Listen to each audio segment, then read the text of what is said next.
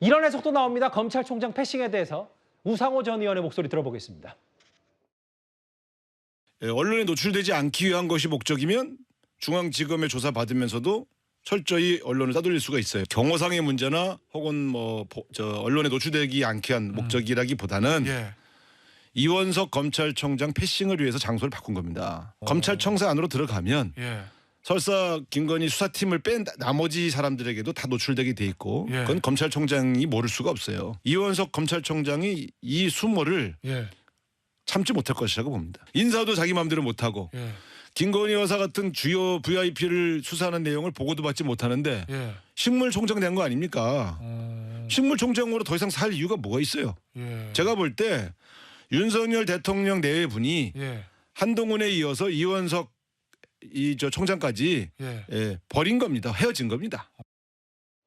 상당히 봤을 땐 저런 분석까지 나왔어요. 저 조기현 변호사님. 식물총장 됐고 윤석열 대통령 부부가 한동훈 후보에 이어서 이원석 총장까지 버린 거다. 동의하십니까? 물론이죠. 이미 5월 달에 확인된 내용 아니었겠습니까? 그러니까 이 의미가 어떤 것인지 가장 잘 아는 게 윤석열 대통령이고 이원석 총장입니다. 인사 과정에서 패싱당하는 총장, 또 지휘체계를 무너뜨려서 하급자가 사실상 어떤 가장 중요한 결정을 하게 만드는 것은 더 이상 검찰총장으로서의 역할을 하지 않아도 된다라는 것으로 볼 수밖에 없는 거죠. 이미 지난 5월 인사에서 패싱했을 때 이원석 총장에 대한 신의는 완전히 져버렸다고 보여지고요. 이제 그럼에도 불구하고 이원석 총장의 마지막 기회는 있었다고 봅니다. 5월 10일 날 지시했던 거 아닙니까? 전담 수사팀 지시를 했고요. 또 신속한 수사를 지시했습니다. 물론 패싱당한 인사에 의해 손발이 잘려나갔다고는 하지만 여전히 검찰총장의 지위를 가지고 이 수사에 대한 원칙 또 그리고 강력한 의지를 표방하면서 사실상 취할 수 있는 시간도 있었습니다. 그럼에도 불구하고 당시 인사 패싱 논란 때 7초간의 침묵으로 본인의 입장을 대신한 후에 지금까지 뭘 했습니까?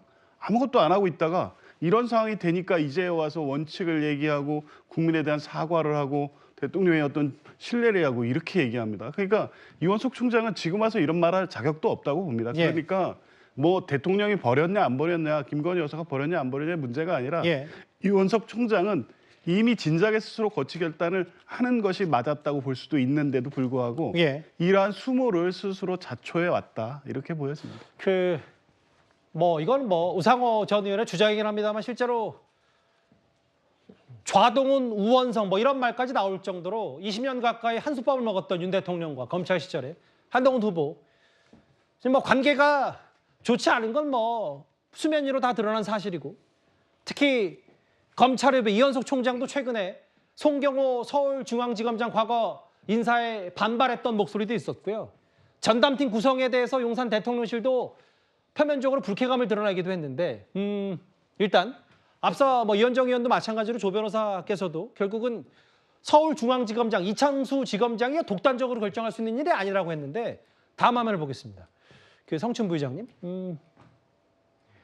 중앙지검 얘기는 도이치모터스 의혹은 검찰총장의 수사 지휘에 배제된 상황이었기 때문에 조사 자체가 불확실해서 보고할 수가 없었다. 그 체계가 과거 추미애 장관 시절부터 그렇게 돼 있기 때문에 중앙지검 자체에서 할 수 있는 부분이다. 이렇게 설명하고 있거든요.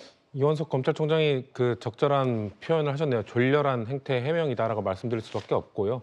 문재인 정부 탓을 언제까지 할 것인가라는 생각을 했었는데 이거에서까지 문재인 정부 탓을 하는 듯한 저런 뉘앙스를 비치는 걸 보니까 참 한심하다는 생각이 드는데요. 그리고 명품백 수수 혹은 조사 자체가 불확실해서 보고할 수 없었다. 이거 자체가 궤변인 것이죠. 왜냐하면은 수사에서 제외된 것, 배제된 것이 도이치모터스 주가 조작 의혹이기 때문에 그렇다면은 명품백 수수는 왜 보고를 안 했냐라는 반론이 있을 수 있으니 조금 불명확했다. 그렇기 때문에 뭔가 입을 맞춰서 원래 도이치모터스 주가 조작 그것만 수사하겠다고 불렀다가 오신 김에 명품백 수수 관련해서도 조사를 받으시죠 해서 설득해서 했다. 이걸 믿을 국민이 누가 있습니까? 이전부터 장소조차도 대통령 경호처 별관 청사가 아니면 안 나오겠다고 하는 분인데 내용에 대해서 사전 조율되지 않은 것을 현장에서 수긍하고 하신다? 그걸 누가 믿겠습니까? 이건 내용부터 이미 사전 조율됐던 것인데 이원석 총장을 패싱하게 하기 위해서 이런 짜놓은 논리에 불과하다라는 말씀을 드리고 싶고 그렇기 때문에 이원석 총장뿐만 아니라 이걸 바라보는 국민들 전부가 졸렬한 행태 해명이다라고 느끼실 수밖에 없을 거라고 보고 있습니다.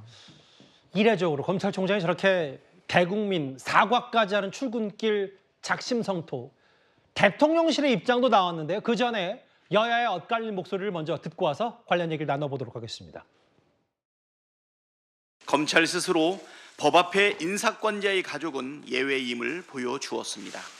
지금껏 야당 대표를 공개적으로 수차례 소환해 망신 주고 범죄자로 낙인 찍으며 여론을 주무르던 검찰의 위세는 진짜 VIP 앞에서 눈 녹듯 사라졌습니다. 이원석 검찰총장은 바지 사장도 못 되는가 봅니다. 앞으로 피의자들이 검찰에게 검찰, 당신들 조사하려면 빵집으로 와, 치킨집으로 와, 내 사무실로 와 이러면 어떻게 할 겁니까? 검찰의 가오는 어떡합니까? 민주당이 검찰총장 패싱 운운할 자격이 있는지 의문입니다.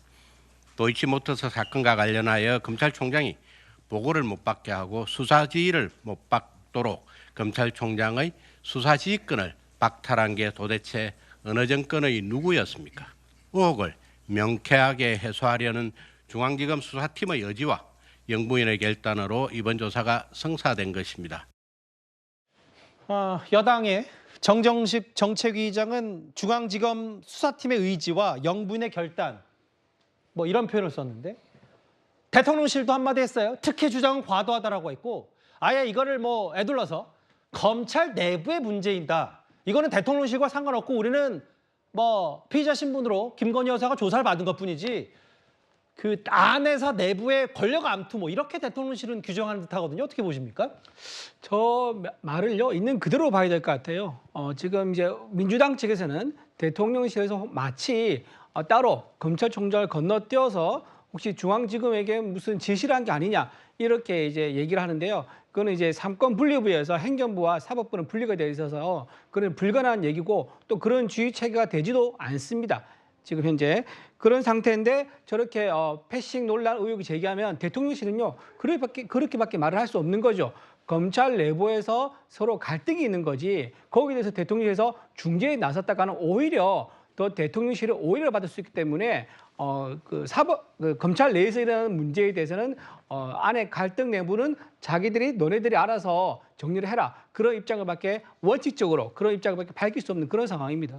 특혜 주장은 과도한 주장이고 이제 일부 여당에서도 김건희 여사 이거 특혜 아니고 제3 장소에서 분명히 받을 수 있다는 취지의 얘기 뭐 권성동 전 원내대표도 그런 얘기를 한 것 같은데 알겠습니다. 이 이원석 총장의 이 행보 앞으로 주목될 수밖에 없는 김건희 여사에 관련 첫 번째 검찰 조사 논란거리 얘기들을 하나하나 만나봤습니다.